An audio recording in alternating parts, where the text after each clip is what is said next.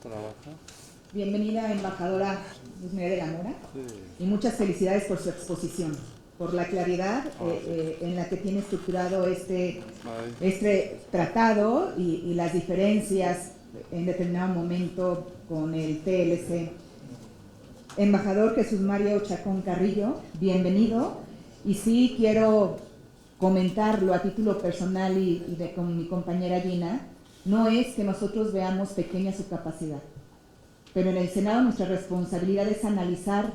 y aprobar los tratados internacionales, y en determinado momento la facultad y responsabilidad del Ejecutivo es comparecer también o venir a reuniones de trabajo al Senado, porque finalmente nosotros analizamos lo que en teoría el Ejecutivo hace y aprobamos lo que al país le conviene. Dicho lo anterior, pues sí, hay algunas dudas que surgen. Si bien el Tratado de Libre Comercio en su momento, el principal beneficio fue haber dotado de certidumbre jurídica, reglas claras a las relaciones comerciales de América del Norte. Antes de este tratado, las exportaciones mexicanas hacia Estados Unidos, que aunque eran menores en términos absolutos, representaban igualmente alrededor del 80% del total de las exportaciones mexicanas. Se daban en un marco de incertidumbre jurídica y que incluso el riesgo de una salida de Estados Unidos del Tratado de Libre Comercio, como en su momento amenazó el presidente Donald Trump, era precisamente la pérdida de la certidumbre más que el impacto en los flujos comerciales, y por ello la importancia de esta renegociación del instrumento y de la suscripción del TEMEC. Sin embargo, a pesar de contar con este nuevo marco jurídico para las relaciones comerciales norteamericanas, los acontecimientos de las últimas 2 semanas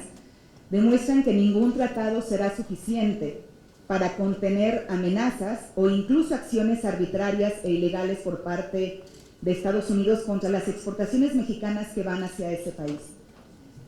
¿Por qué hay un marcado interés en el gobierno de México, que incluso lo comentó también, si mal no recuerdo, mi compañero Samuel García? ¿Por qué el interés del gobierno de México por aprobar el TEMEC a la brevedad, siendo que el Congreso estadounidense está todavía lejos de hacerlo? Y dado la situación política en ese país, no es un hecho que esto vaya a ocurrir en lo inmediato.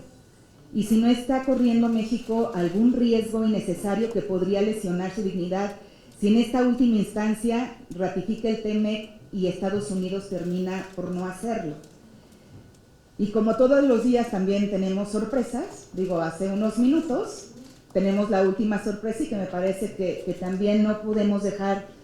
pasar de largo, que el gobierno mexicano nos dice una cosa y nos venimos enterando de la verdad, por lo que el gobierno estadounidense, su presidente, en determinado momento demuestran incluso con evidencia. Bueno, estrechamente relacionado con la pregunta anterior, es importante decir que esperar a discutir y aprobar en lo legislativo un tratado internacional con Estados Unidos hasta que el Congreso de ese país haya hecho lo propio, no solo es una precaución para salvaguardar la dignidad nacional, sino también un movimiento estratégico. Al respecto, conviene recordar el precedente de las llamadas cartas paralelas que el gobierno del presidente Clinton incluyó en el paquete legislativo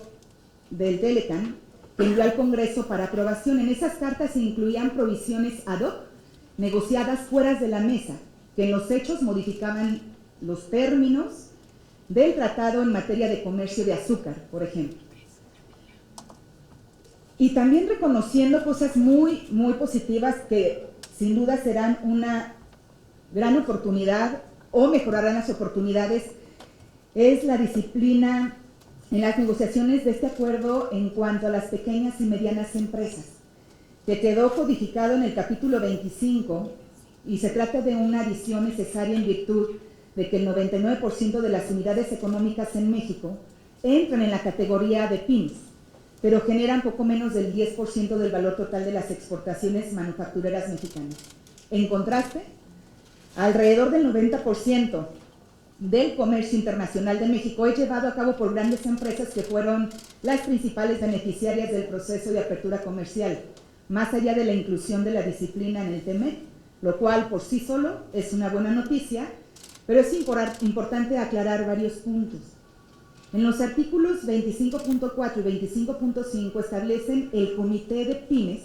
y el diálogo de pymes respectivamente, los cuales deberán sesionar cada año.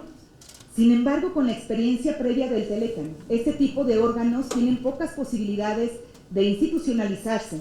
y por lo tanto su impacto en última instancia termina siendo limitado.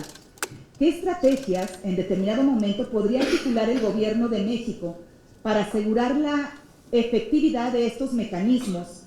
como estas reuniones que, si bien en el papel son alentadoras, pocas veces se traducen en buenas prácticas? Y la incorporación